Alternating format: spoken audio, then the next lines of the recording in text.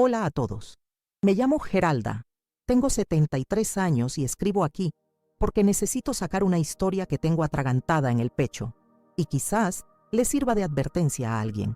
Todo esto sucedió el año pasado, unos 6 meses después de que mi esposo, Osvaldo, falleciera. Estaba viviendo sola en la casa de toda nuestra vida en Guadalajara, sintiéndome hecha pedazos, ¿no saben? Un día, tuve una caída tonta en la cocina, y eso fue la gota que derramó el vaso para mi hija, Luciana. Me llamó, muy preocupada, y me hizo la propuesta. Mamá, ven a vivir conmigo a Ciudad de México. Vende la casa, nosotros te cuidamos. En ese momento, pareció un gesto de amor inmenso, la solución a mi soledad. Mi hijo, mi hermana, todos pensaron que la idea era maravillosa. ¡Qué hija tan bendecida!, decían. Mal sabía yo que estaba firmando un contrato para dejar de ser yo misma. Los primeros días en CDMX fueron incluso buenos, no voy a mentir. Todo era novedad. El ajetreo de la gran ciudad, los nietos, corriendo por la casa. Luciana parecía realmente dedicada. Me preguntaba si estaba bien, si necesitaba algo. Yo me sentía agradecida, cuidada, pero la gratitud, amigos, es algo peligroso. Poco a poco, se fue convirtiendo en una moneda de cambio que no me di cuenta de que estaba usando para pagar mi estancia. Mamá, ya que no estás haciendo nada, ¿puedes cuidar a los niños?, se convirtió en rutina. Tu sazón es el mejor del mundo, se convirtió en una sentencia de que la estufa era mi responsabilidad diaria. Su casa era hermosa, espaciosa, pero empecé a sentirme como un mueble antiguo traído de la casa vieja, útil, pero que ya no combina con la decoración. Mi rutina se convirtió en un espejo de la rutina de ellos. Me despertaba antes que nadie para preparar el desayuno, el pan tostado como le gustaba a mi yerno, Roberto, y la leche con chocolate de los niños, Lucas y Santiago.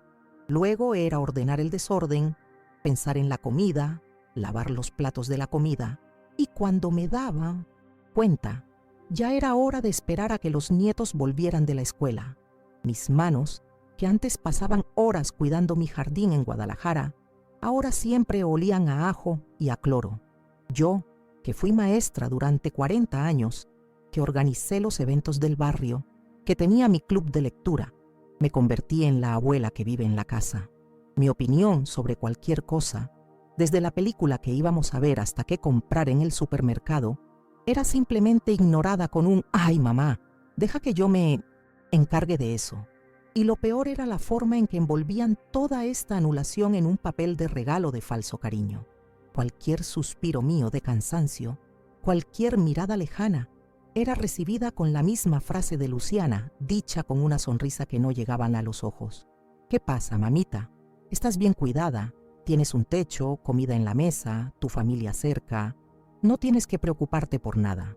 Cada vez que oía eso, un pedazo de mí se revelaba en silencio. ¿Cómo que no preocuparme? Había perdido mi casa, mis vecinos, mi libertad, mi nombre.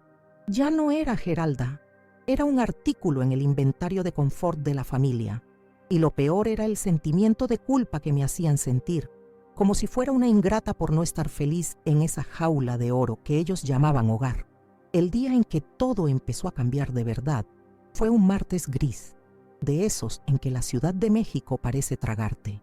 Estaba en el cuarto de lavado, exprimiendo un trapo con las manos adoloridas por la artrosis y, sintiendo un vacío tan grande que parecía que mi pecho era una habitación vacía. El olor a suavizante, que antes me gustaba, ese día me daba náuseas. Era el olor de mi prisión. Fue entonces cuando mi celular, un modelo antiguo que apenas sabía usar, sonó en la encimera de la cocina. Era mi hermana, Albertina, desde Guadalajara. Su voz sonaba un poco quebrada y me dio la noticia de que un antiguo alumno mío, don Benedito, un señor mayor al que había alfabetizado en un curso para adultos hacía muchos años, había fallecido. Sentí la tristeza, claro, pero fue lo que dijo a continuación, lo que me golpeó como un rayo. Albertina me contó que la hija de don Benedito la buscó para entregarle una nota que él me había dejado. La leyó por teléfono y la caligrafía temblorosa de él parecía flotar frente a mí. «Gracias, maestra Geralda». Usted me enseñó a leer el mundo y me enseñó que para aprender nunca es tarde. En ese instante, ya no era la abuela de Lucas y Santiago, la todóloga de la casa de Luciana. Era la maestra Geralda, la mujer que llegaba al salón de clases y tenía el respeto y el cariño de docenas de alumnos. Recordé el brillo en los ojos de don Benedito cuando logró leer el primer letrero de autobús solo. Esa nota era un eco de quién fui, una prueba de que existí más allá de esa cocina, de ese lavadero. Ese nunca es tarde se quedó martillando en mi cabeza, no como un consuelo por su muerte, sino como un llamado para mi propia vida. Esa noche no pude dormir bien. Me quedé dándole vueltas a esa sensación, a esa nostalgia de mí misma. Me levanté a tomar agua y al pasar por el pasillo oí las voces de Luciana y Roberto que venían de la sala. Hablaban en voz baja, pensando que yo ya estaba en el 10º sueño. Me detuve, con el vaso en la mano, y lo que oí rompió lo que aún quedaba de mi corazón. «Roberto, estoy preocupada por mi mamá», dijo Luciana. «Anda suspirando por los rincones, diciendo cosas sin sentido de Guadalajara. Creo que está empezando a tener problemas en la cabeza». Y él estuvo de acuerdo. «Sí, mi amor, la edad llega. Tenemos que tener paciencia. Menos mal que está aquí, segura con nosotros. Imagínate ella sola en Guadalajara en ese estado». Me faltó el aire. No estaban preocupados. Me estaban diagnosticando con senilidad para justificar mi tristeza, para invalidar mi deseo de volver a casa. Allí, apoyada en la pared fría del pasillo, el shock se convirtió en una claridad cortante. Ellos necesitaban que yo fuera frágil, que estuviera un poco despistada para que su papel de hijos cuidadosos tuviera sentido. Mi lucidez era una amenaza para su comodidad. Regresé a mi cuarto, pero ya no era una viejita triste y confundida la que se acostó en la cama. Era una mujer con un plan.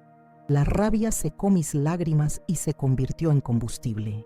Miré mi reflejo en el cristal oscuro de la ventana y no vi a la pobrecita que ellos pintaban. Vi a Geralda, la maestra, la viuda de Osvaldo, la madre de Marcos y Luciana, la dueña de su propia vida.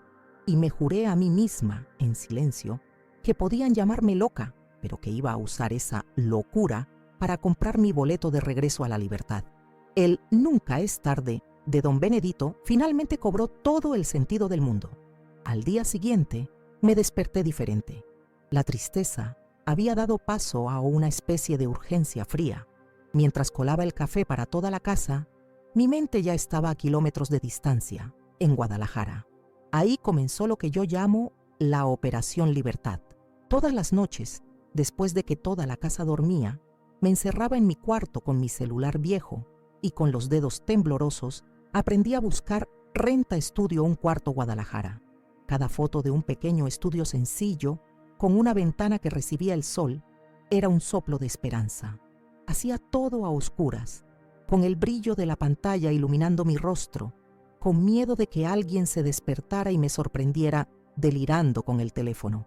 Era un miedo real, pero la adrenalina de estar, por primera vez en meses, haciendo algo por mí, era mucho mayor. Encontrar el lugar fue la primera parte. La segunda y más difícil fue actuar. Una tarde en que Luciana y Roberto salieron con los niños, supe que tenía una ventana de oportunidad. Mi corazón era un tambor desbocado, pero mis manos estaban firmes. Marqué el número de la inmobiliaria que había anotado en un trozo de papel de estraza. La voz de la chica del otro lado era joven, profesional. Me presenté, mi nombre es Geralda, y mi propia voz sonó fuerte, decidida. Le expliqué que quería rentar un estudio que había visto en el sitio web, uno pequeño, en la colonia americana, cerca de todo. ¿Es solo para usted?, preguntó. Sí, es solo para mí, y tengo prisa, respondí. Colgar ese teléfono fue como clavar una bandera en la cima de una montaña. Había dado el paso más importante, pero sabía que no podría hacer todo sola. Necesitaba ayuda de alguien que creyera en mí. La imagen de mi hermana, Albertina, no salía de mi cabeza. Una noche le llamé, fingiendo ante Luciana que era solo para matar la nostalgia. Cuando oí su voz, no aguanté más. Empecé a contarle todo en susurros encerrada en el baño. Le conté sobre la rutina de empleada, sobre cómo me sentía invisible y finalmente le conté la conversación que oí entre mi hija y mi yerno. Hubo un silencio del otro lado de la línea y por un segundo temí que ella también me fuera a creer loca, pero lo que vino fue un gruñido de indignación. «Esa me va a oír. Geralda, nadie le hace eso a mi hermana». En ese momento el llanto que vino fue de alivio. No estaba sola. Alguien en el mundo todavía me veía. A partir de esa llamada, todo cambió. Albertina se convirtió en mi general de operaciones en Guadalajara. Fue a visitar el estudio por mí. Me mandó fotos por el celular de su hijo. Describió cada detalle. «Es pequeño, Geralda, pero es justo tu estilo.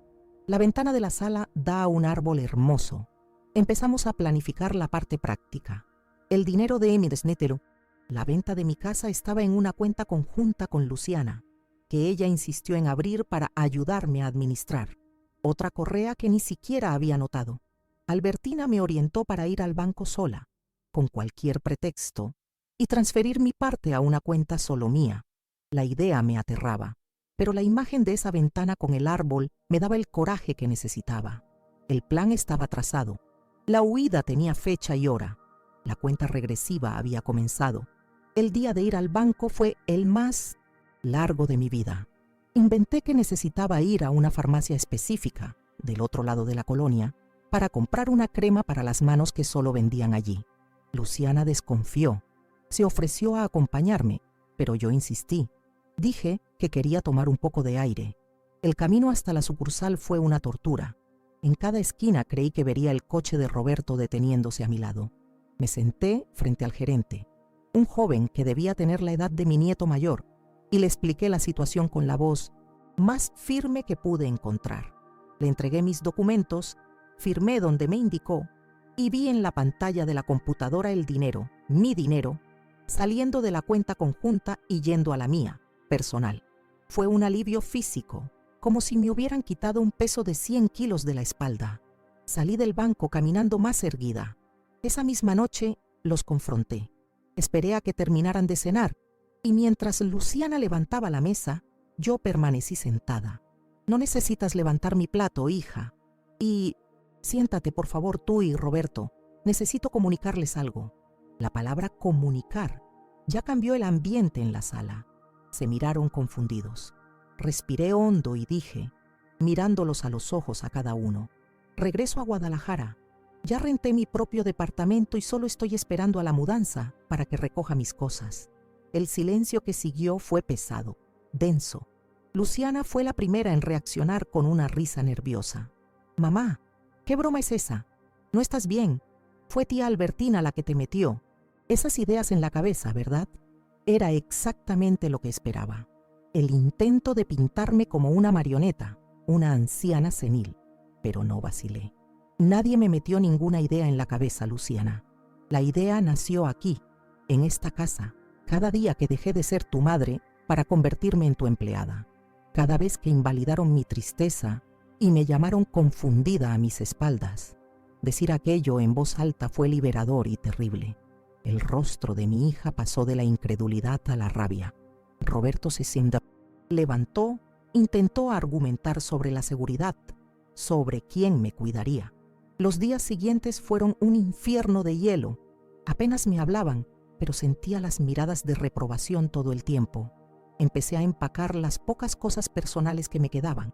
Mis libros, las fotos con Osvaldo, algunas artesanías que yo hacía.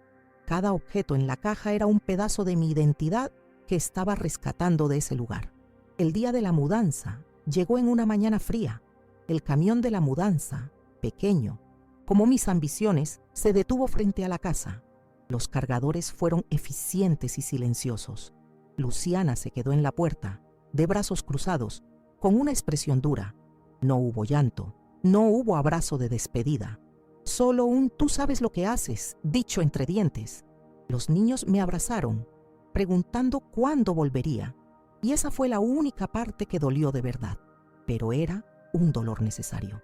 Cuando llegó el taxi que Albertina me había pedido, me subí sin mirar atrás. Por el retrovisor vi la casa bonita, el jardín bien cuidado, y no sentí ninguna nostalgia. Sentí el alivio profundo de quien acaba de cumplir una larga condena y finalmente estaba de verdad libre. Llegar a Guadalajara fue como respirar hondo después de mucho tiempo bajo el agua. Mi hermana Albertina me estaba esperando en la central de autobuses con una sonrisa que era un abrazo. Cuando me llevó a mi nuevo departamento y abrió la puerta, casi lloré.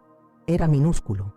La sala y el cuarto eran prácticamente una sola cosa, y los muebles se resumían a un colchón en el suelo y una mesita de plástico que Albertina había traído, pero olía a pintura fresca y a un nuevo comienzo. Fui hasta la ventana y la abrí. El sol de la tarde entró y dibujó un cuadrado de luz en el piso de madera. No tenía lujo, no tenía espacio, pero tenía las llaves en la mano y el silencio que yo elegía. Esa noche dormí en el colchón en el suelo y fue la mejor noche de sueño que tuve en más de un año. Poco a poco fui reconstruyendo mi nido y, lo más importante, a mí misma. Con mi dinero compré mis muebles, a mi manera. Volví a dar clases particulares a niños con dificultades de alfabetización en mi propio edificio. Reactivé mi club de lectura, que ahora se reúne una vez al mes en mi pequeña sala, que se llena por completo y se llena de vida. Me hice amiga de una vecina, Elena, una señora de 80 años que me contó haber pasado por una situación similar con su hijo, y nuestra amistad se convirtió en un bálsamo. Cuidar mis macetas de helechos y violetas en la ventana se convirtió en mi ritual matutino. Son pequeñas cosas, lo sé, pero son mis cosas.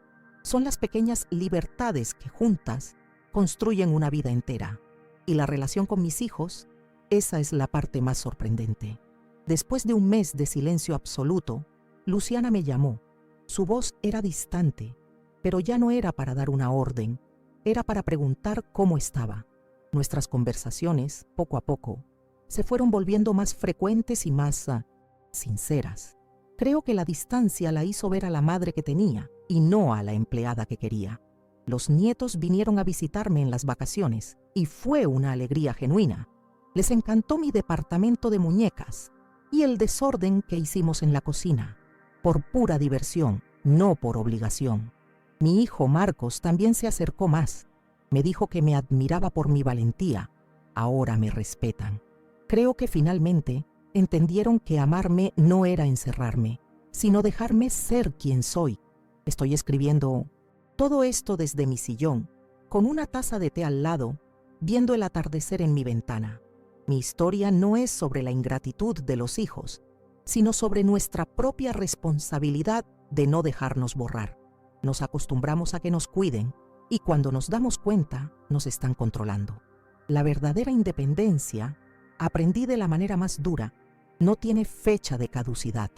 Espero que mi relato le sirva a alguien que se esté sintiendo como yo me sentí, una pieza útil, pero sin voluntad propia. No acepten la jaula de oro.